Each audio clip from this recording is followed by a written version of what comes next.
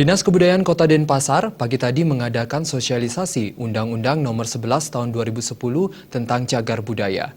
Sosialisasi yang dibuka Wakil Wali Kota Denpasar, I Gusti Ngurah Jaya Negara, guna untuk meningkatkan partisipasi masyarakat dalam pengelolaan cagar budaya.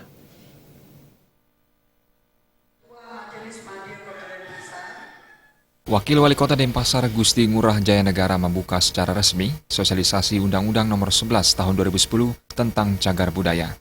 Kegiatan tersebut untuk meningkatkan motivasi masyarakat dalam mengelola cagar budaya di Kota Denpasar.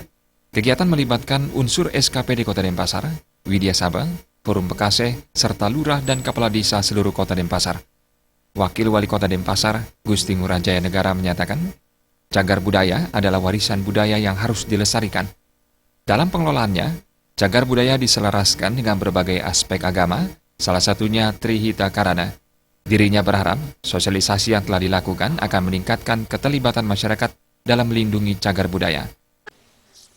Makna dan spiritnya itu adanya keterlibatan dan peran aktif dari masyarakat untuk ikut mengelola daripada cagar budaya.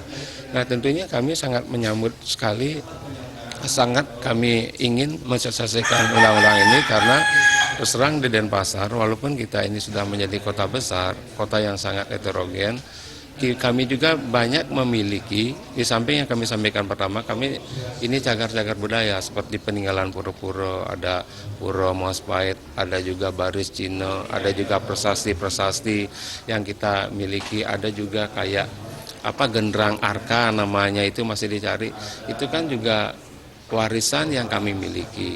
Nah, melalui sosialisasi inilah kami harapkan kami mengundang juru desa, kepala desa, dan sahabat desa adanya peran masyarakat ikut membantu kami untuk melindungi cagar budaya ini.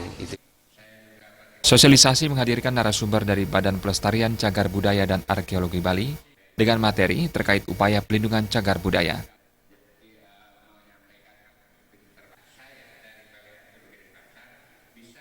Desa Karyani dan Joko Andika, Bali TV.